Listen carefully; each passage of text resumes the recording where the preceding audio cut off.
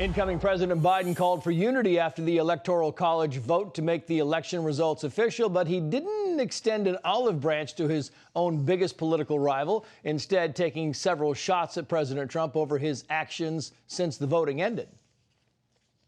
Respecting the will of the people is at the heart of our democracy. Even when we find those results hard to accept, it is my sincere hope we never again see anyone subjected to the kind of threats and abuse we saw in this election. It's simply unconscionable.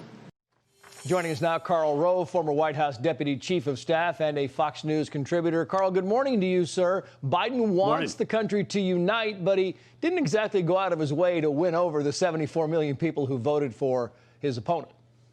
Not at all. Tone was a big mistake. Referred to the president as extreme, said he refused to respect the will of the people, the rule of law, and honor the Constitution. He called the president's efforts in court an unprecedented assault on our democracy, and then turned around and said it's time to unite, turn the page, to heal. Bad tone, bad mistake. I just, there's a pugnaciousness to Joe Biden that when it comes out, it ain't very attractive. Yeah, it's interesting because I want to give you kind of a different example of the tones here. You've got the co-founder of the Democratic Coalition who wrote the following here. He says, President-elect Biden is crushing his speech right now, ripping Trump's assault on democracy hard, but also a strong call for unity. Awesome. And then you go on to Congresswoman Debbie Lesko, who writes the following, quoting, watch Joe Biden's speech tonight. If his goal was to unite the country, as he claimed he wanted to do, he failed miserably. He took jabs at real Donald Trump and congressional Republicans, GOP House, then said we need to unite. So you have one side saying it was pitch perfect and the other saying it was tone deaf. We're still stuck. Well, look, over my shoulder is the Texas State Capitol. Following the 2020 election, Texas Governor George W. Bush, after the Supreme Court decision, gave a speech here. And it was upbeat and positive and optimistic.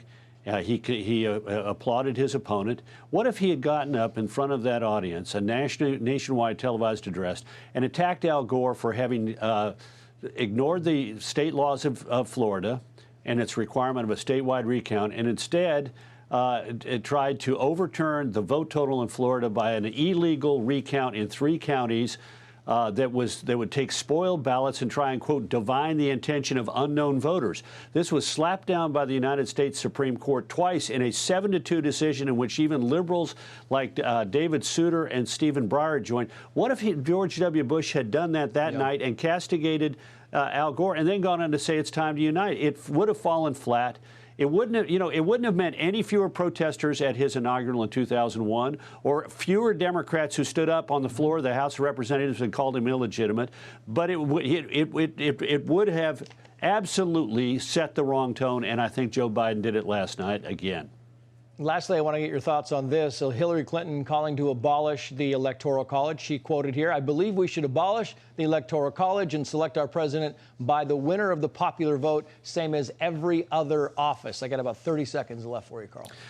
That'd be a guarantee of chaos. We would end up having multiple candidates for president, not 2. We'd lose the stability that the Electoral College has granted us, and it ain't going to happen because the states are not going to allow it to do it. Hillary Clinton can say, but go talk to North Dakota, South Dakota, Utah, Alabama, all the medium-sized states in the country, the smaller-sized states, and they're not going to go for it. Forget it. Loser.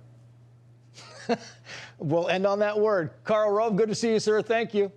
Thank you. Happy holidays. Merry Christmas. Tell us how he really feels. Well. To you too, Karl.